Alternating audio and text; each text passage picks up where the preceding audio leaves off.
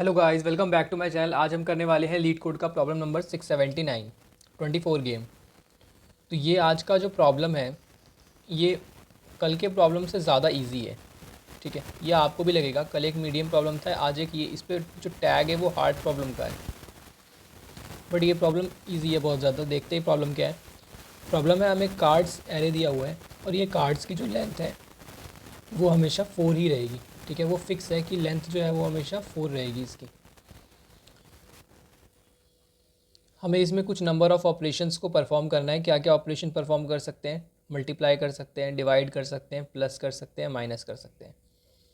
ठीक है, तो इस इन चारों पे कुछ कुछ ऑपरेशन करके हमें ये बताना है कि जो एट लास्ट कंप्यूट होने के बाद जो नंबर आएगा क्या वो 24 है या नहीं है। ठीक है, मतलब 24 अगर आ सकता है तो ट्रू रिटर्न करना है और अगर नहीं है तो फॉल्स रिटर्न करना है। ठीक है, तो अब समझते हैं इसकी इंट्यूशन को कि हमारे मन में क्या आता है और क्वेश्चन को कैसे करना है। देखो, इंट्यूशन बिल्कुल क्लियर है इस प्रॉब्लम की। इंट्यूशन इसलिए क्लियर है क्योंकि हमें कुछ नंबर ऑफ़ ऑपरेशंस दे रखे हैं। ठीक है, और हमें कुछ नंबर ऑफ़ नंबर्स दे रखे हैं कार्ड्स के अंदर, और हमें इन सब को चेक करना है। ठीक है ना, कि ये सारे के सारे किसी भी एक पॉसिबिलिटी में 24 देते हैं या नहीं। तो इसमें एक तो हमारे मन में आता है कि रिकर्जन तो देखो होगा ही होगा। ठीक है, रिकर्जन तो होगा, बट इसमें वो रिकर्जन नहीं होगा, इसमें होगी बैक ट्रैकिंग। ठीक है, बैक ट्रैकिंग कुछ नहीं होता।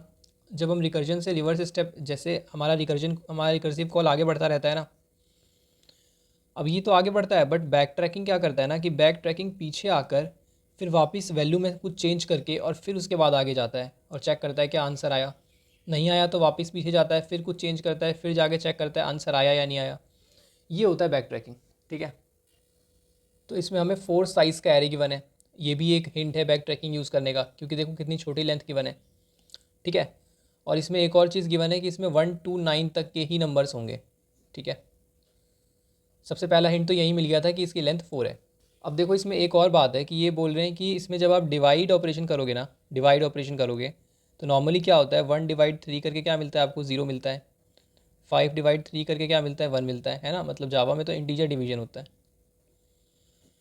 बट यहाँ पे क्या है कि 1/3 करके आपको 0 नहीं मिलेगा, 0.333 ऐसे करके मिलेगा, मतलब फ्लोटिंग नंबर मिलेगा। 5/3 आपको क्या मिलेगा, 1.666 ऐसे करके, है ना। तो फ्लोटिंग नंबर का क्या नुकसान है इसमें? फ्लोटिंग नंबर का ये नुकसान है कि आपको एग्जैक्ट नहीं मिल पाएगा। जब आप डिवीजन ऑपरेटर यूज़ करोगे ना तो आपको एग्जैक्ट नहीं मिल पाएगा। जैसे इस एग्जांपल को देखते हैं। ठीक है, अब इसमें आप ये वाला ले लो, मैं डायरेक्टली इस पे सबसे काम वाले एग्जांपल पे आ जाता हूँ। जैसे कि 8 - 4 7 - 1। तो एक और चीज़ है कि आप इसमें कहीं भी ब्रैकेट्स लगा सकते हो। जैसे यहाँ पे आप ब्रैकेट्स लगा दिए, और ब्रैकेट्स आंसर को चेंज करते हैं, ये आपको पता है ना। आपने यहाँ ब्रैकेट लगा दिया ऐसे करके। ठीक है, तो इस केस में देखो आंसर क्या आ रहा है, 8 - 28 - 1। तो -21 आ गया इस केस में आंसर। ठीक है, और इस केस में देखो 8 - 4 4, 7 - 1 6, तो इस केस में 24 आ गया। तो सिर्फ ये करने से फ़ायदा नहीं होगा कि हमने माइनस मल्टीप्लाई एंड माइनस ऐसे करके प्लस, है ना, सारे के सारे कॉम्बिनेशन चेक किए। हमें इसके सारे पेयर्स को भी चेक करना पड़ेगा साथ में। ठीक है, सारे पेयर्स के साथ ये चेक करना पड़ेगा। अब इसमें हम हर एक उस पर पैरेंथेसिस लगा कर तो नहीं देखने वाले, बट हाँ हम हर पॉसिबल पेयर चेक कर लेंगे। अगर 8 - 4 चेक कर रहे हैं तो 4 - 8 भी चेक करेंगे। ठीक है, तो क्या करना है एक बार फिर से समझ लेते हैं। मल्टीप्लाई, डिवाइड, प्लस, माइनस, ये सारे ऑपरेशंस करने हैं। अब देखो प्लस कैसे करोगे, प्लस में तो a प्लस बी करो या b प्लस ए करो, बात एक ही है ना। a minus B, B minus A दोनों को चेक करेंगे। a divide B divide A दोनों को चेक करेंगे, और a multiply B multiply A तो सेम होता है। तो हमारे पास टोटल कितने ऑपरेशन हो गए, टोटल 6 ऑपरेशन हो गए। ठीक है, और हर पॉसिबल पेयर को चेक करने का तरीका क्या होता है, एक लूप लगाओ for int i = 0 to n तक, और दूसरा लगाओ j = 0 to n तक, है ना। जिससे क्या होता है कि सारे i, j के पेयर आ जाते हैं हमारे पास। तो यहाँ पे हमें 4 लेंथ की एरे दे रखी है। अब इसका जो मेन लॉजिक है वो आ रहा है, चार लेंथ की एरे दे रखी है। हम इसको क्या करेंगे, इसमें से पिक 2 नंबर्स, इसमें हम कोई भी 2 नंबर उठा लेंगे। ठीक है, और उसको कंप्यूट कर लेंगे, इसको कंप्यूट कर लेंगे। ठीक है, और वो जो भी नंबर आए ना उसको अपने एक एरे में डाल देंगे। मान लो 4 और 1 उठा लिया हमने, 4 और 1 को कंप्यूट करके कुछ आ गया नंबर x, 8 और 7। अब ये एरे की साइज़ कितनी हो गई, 3 साइज़ की हो गई। अब इसमें से 2 नंबर उठा लेंगे, इनको कंप्यूट कर लिया तो y,7 आ गया कुछ। अब 2 नंबर रह गए तो y और 7 को कंप्यूट करके कुछ z आ गया। एट लास्ट चेक कर लेंगे कि क्या ये 24 के इक्वल है या फिर नहीं है। होगा तो ट्रू रिटर्न कर देंगे, नहीं होगा तो फॉल्स रिटर्न कर देंगे। ठीक है। अब ये आप ये मत सोचना कि x और 8 एक बार उठा के काम हो जाएगा। x और 8 के बीच में हम मल्टीप्लाई, डिवाइड, प्लस, माइनस सारे ऑपरेशंस लगाकर ये सारी पॉसिबिलिटीज़ देखेंगे। ठीक है। तो अब देखते हैं कि इस लॉजिक को हम कोड में कैसे इंप्लीमेंट करने वाले हैं। देखो सबसे पहले तो जो हमारा मेन फंक्शन है वो ये है। ठीक है। कार्ड से एक एरे गिवन है हमें, और हमें जज करना है कि ये 24 दे सकता है या फिर नहीं। एक हमने एरे बना ली डबल टाइप की। ठीक है। डबल टाइप की क्यों बनाई, क्योंकि फ्लोटिंग नंबर भी आ सकते हैं ना, जैसे मैंने पहले बताया डिवीजन ऑपरेटर से फ्लोटिंग नंबर्स भी आ सकते हैं। तो हमने एक डबल टाइप की एरे बनाई। अब नई एरे क्यों बनाई, इस कार्ड्स एरे में से क्यों नहीं काम कर लिया, उसका जवाब मैं आपको बाद में दूंगा। सारे के सारे जितने भी कार्ड्स के नंबर थे सब मैंने डाल दिए नम्स वाले एरे में। ठीक है। कार्ड्स के सारे नंबर नम्स वाले एरे में, ये मैंने टाइप कास्टिंग कर रखी है यहाँ पे डबल करके। ठीक है। सॉल्व को कॉल कर दिया। अब सॉल्व फंक्शन ये रहा।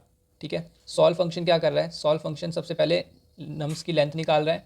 मैंने बोला था आपसे कि अगर पहले लेंथ 4 होगी, फिर 3 होगी, फिर 2 होगी, फिर 1 होगी, तो जैसे ही लेंथ 1 होगी तो हम क्या कर रहे हैं, चेक कर रहे हैं कि इफ़ n इक्वल टू 1 तो ये बता दो। ये मैं आपको समझाता हूँ। ठीक है। अब इसमें हमने डायरेक्टली क्यों नहीं चेक किया, हम चाहते तो ऐसे चेक कर लेते हैं, नम्स 0 क्या 24 के इक्वल है ना। बट हमने ऐसे चेक इसलिए नहीं किया क्योंकि जो हमारा डिवीजन ऑपरेटर है वो एग्जैक्ट नंबर नहीं आने देगा। ठीक है। क्या पता डिवीजन ऑपरेटर एग्जैक्ट नंबर ना आने दे, कुछ 23 पॉइंट समथिंग नंबर आए ना। जैसे कि मैं आपको एग्जांपल देता हूँ, रुको। जैसे 1/3 जब आप करते हो, ठीक है, 1/3 करते हो तो क्या मिलता है, 0.3333 ऐसा कुछ मिलता है।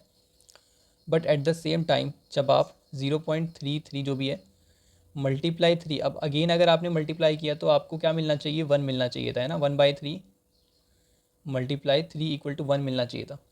बट क्या यहाँ पे 1 मिलेगा, आपको 1 नहीं मिलेगा, 0.99 समथिंग ऐसा कुछ मिलेगा। ठीक है। तो ये 1 से क्या है, 1 से कम है ना। तो वही यहाँ पर केस है कि जो नम्स 0 होगा वो कुछ कम होगा। अब वो कुछ कितना कम होगा, बहुत कम होगा, है ना।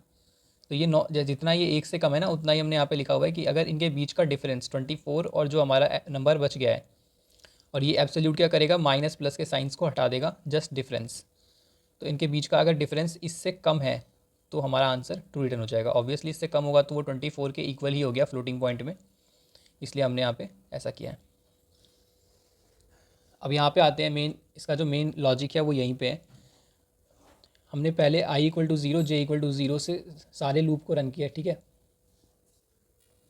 तो ये क्या करेगा, ये सारे के सारे पॉसिबल पेयर्स ले लेगा। ठीक है। जैसे मान लो 2 3 4 5, तो ये क्या करेगा, पहले i को 2 पे रखेगा, फिर 2,3 2,4 2,5।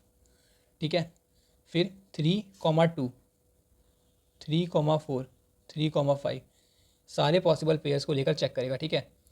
अब हम उसी के लिए चेक करें i is not equal to j। Obvious है, कार्ड्स जब हमारे पास एरे है तो हम दो बार तो 2 और 2 नहीं उठा सकते ना, एक ही एलिमेंट पर ऑपरेशन नहीं कर सकते, हमें 2 एलिमेंट्स लेने पड़ेंगे। तो हम i इक्वल टू j वाले को स्किप करेंगे। तो जहाँ पर भी i is not equal to j है वहाँ पर हम एक नया डबल एरे बना लेंगे। वहाँ पर हम एक नया डबल एरे बना रहे हैं। ठीक है। और नए डबल एरे में क्या स्टोर कर रहे हैं, नए डबल एरे में आप ये समझो कि यहाँ पर जो ये नम्स वेरिएबल पास है ना, ये चेंज हो रहा है, इसका साइज़ चेंज कर रहे हैं हम हर एक रिकर्जन में। तो यहाँ पे हमने एक नया डबल एरे बना लिया, कितने साइज़ का, n-1 साइज़ का। n-1 साइज़ का क्यों बनाया, क्योंकि हमारे पास पहले 4 एलिमेंट्स थे और अब कितने हो जाएंगे, अब हो जाएंगे 3। ठीक है। 4 के बाद अब कितने हो जाएंगे, अब हो जाएंगे 3। तो यहाँ पे n से n-1 हमने साइज़ रख लिया। ठीक है। तभी तो कम होते होते इक्वल टू 1 हो जाएगा ना। अब इंडेक्स 0 ये जस्ट हमने वो कर रखा है कि बाकी जितने बचे हुए एलिमेंट्स हैं, अब i और j के ऊपर क्या होगा, i और j के ऊपर कंप्यूटेशन चलेगी सारे ऑपरेटर्स की, plus minus division and multiplication. ये सारे ऑपरेटर्स किसके ऊपर होंगे, i और j के ऊपर। ठीक है। तो बाकी के एलिमेंट्स तो रहेंगे ना इस नेक्स्ट वाली एरे में, है ना, नेक्स्ट वाली डबल एरे में बाकी के एलिमेंट्स तो रहेंगे ही। तो i और j को छोड़कर, मतलब जहाँ पे k i के इक्वल नहीं है और k j के इक्वल नहीं है, हमने सारे एलिमेंट्स को डाल दिया अपने नेक्स्ट वाले एरे में। ठीक है। बिल्कुल सही स्टेप है। अब क्या करना बाकी रह गया, अब कंप्यूटेशन करना बाकी है। तो यहाँ पर हमने फॉर लूप यूज़ किया डबल वैल्यू, ये आपने इस तरीके से फॉर लूप पहले भी यूज़ किया होगा। यहाँ पे फंक्शन कॉल हुई है कंप्यूट नम्स आई कॉमा नम्स जे। ऑब्वियस है कि ये जो फंक्शन है ये डबल एरे को रिटर्न करता होगा, इसलिए यहाँ पे हमने लूपिंग करी है।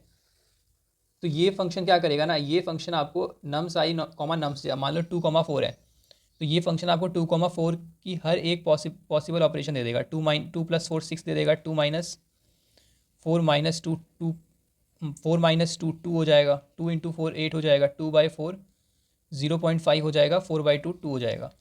तो आपको ये पूरे 6 नंबर्स की एरे जो है वो रिटर्न करता है, और सारे के सारे किसके हैं, डबल टाइप के हैं। तो ये हर एक एलिमेंट पर जाएगा, ट्रैवर्स करेगा, और नेक्स्ट डॉट लेंथ माइनस, आप समझ रहे हो कि ये जो है वो लास्ट इंडेक्स है नेक्स्ट वाली एरे का। तो ये वैल्यू को, हर एक वैल्यू को रखकर और फंक्शन को कॉल करके देखेगा कि क्या मेरा आया इससे आंसर, क्या वो 24 के इक्वल आ गया, है ना। हर एक ऑपरेशन को चेक करें ना, पहले प्लस को चेक करेंगे, 2 + 4 6, तो 6 को रखेंगे वैल्यू की जगह पे, फिर -2 को रखेंगे, फिर 2 को रखेंगे, 8 को रखेंगे, 0 5 2, ऐसे करके हर एक को रख के हम सॉल्व नेक्स्ट करेंगे कि जाओ अगले रिकर्जन में। और अगर 2 रिटर्न हो जाता है यहाँ से, तो यहाँ से भी 2 रिटर्न हो जाएगा। और अगर नहीं रिटर्न होता है ट्रू, तो फिर वापस से क्या होगा, बैक ट्रैक करेगा, वापस से अगली पॉसिबिलिटी को वो चेक करेगा कि -2 को रख के चेक करेगा, फिर 2 को रख के चेक करेगा। इसी को हम बैक ट्रैकिंग बोल रहे हैं यहाँ पे। और अगर इन सारी पॉसिबिलिटीज़ को चेक करने के बाद भी हमारा आंसर नहीं आता, तो हम एट लास्ट फॉल्स को रिटर्न करेंगे। ठीक है, एक बार समझा देता हूँ ये कंप्यूट वाला फंक्शन।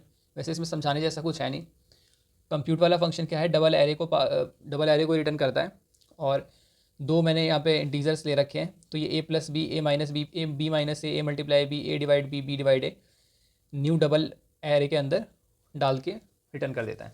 ठीक है, ये क्या है, अगर मान लो b 0 के इक्वल हो गया, तो ये तो नॉट नंबर हो गया ना, मतलब a / b कभी भी डिवीजन में नीचे 0 नहीं आता, और यहाँ पर भी कभी भी डिवीजन में नीचे 0 नहीं आता, इसलिए हमने यहाँ पे लिखा है कि ये टर्नरी ऑपरेटर हमने यूज़ किया। अगर ये ट्रू हो जाता है ना, अगर ये ट्रू हो जाता है, b 0 के इक्वल नहीं है, तो ये रिटर्न कर दो, और अगर 0 के इक्वल है तो ये रिटर्न कर दो, डबल डॉट NaN मतलब नॉट अ नंबर। ठीक है, तो आपको ये अच्छे से समझ में आ गया होगा फंक्शन, और मैंने साथ साथ आपको इसे ड्राई रन करके भी दिखा दिया है। तो अब बात कर लेते हैं इसके टाइम कॉम्प्लेक्सिटी की, कि हमने इतने सारे लूप्स यूज़ किए तो इसकी टाइम कॉम्प्लेक्सिटी क्या होगी। देखो, जनरली जो इसकी टाइम कॉम्प्लेक्सिटी है वो होगी big O of 1। ठीक है, मतलब फॉर दिस प्रॉब्लम। और जो स्पेस कॉम्प्लेक्सिटी होगी, स्पेस कॉम्प्लेक्सिटी भी होगी big O of 1। क्यों होगी big O of 1, देखो, क्योंकि इसमें हम बाउंडेड हैं कि n जो है हमारा वो 4 तक जा रहा है। ठीक है, n 4 है। ठीक है, जा नहीं रहा है, वो 4 ही है। ठीक है, तो ये सारे के सारे जितने लूप्स हैं ये 4 तक चलेंगे। ठीक है, ये सारे बाउंड हो गए कि 4 तक चलेंगे, नहीं तो वैसे इसकी जो टाइम कॉम्प्लेक्सिटी आएगी वो आएगी, अगर ये n कहीं तक भी जा सकता तो टाइम कॉम्प्लेक्सिटी देखो क्या आएगी, big O of n factorial आएगी। पहले तो ये बैक ट्रैक करने की हर एक पॉसिबिलिटी को, और उसके बाद इसकी जो टाइम कॉम्प्लेक्सिटी आएगी वो अलग से, इसकी टाइम कॉम्प्लेक्सिटी आएगी 6⁻n। ठीक है, 6⁻n क्यों आएगी, क्योंकि देखो इसमें 6 पॉसिबल कॉम्बिनेशन हमने रिटर्न किए हैं, 1 2 3 4 5 6, इसलिए यहाँ पे 6⁻n। और स्पेस कॉम्प्लेक्सिटी क्या आएगी, big O of n, क्योंकि हमने यहाँ पे हर एक रिकर्सिव स्टेप में एक ऑलमोस्ट n साइज़ की एरे बनाई है। ठीक है, तो गाइज़ अगर आपको वीडियो हेल्पफुल लगी हो तो वीडियो को लाइक करें और चैनल को सब्सक्राइब कर दें।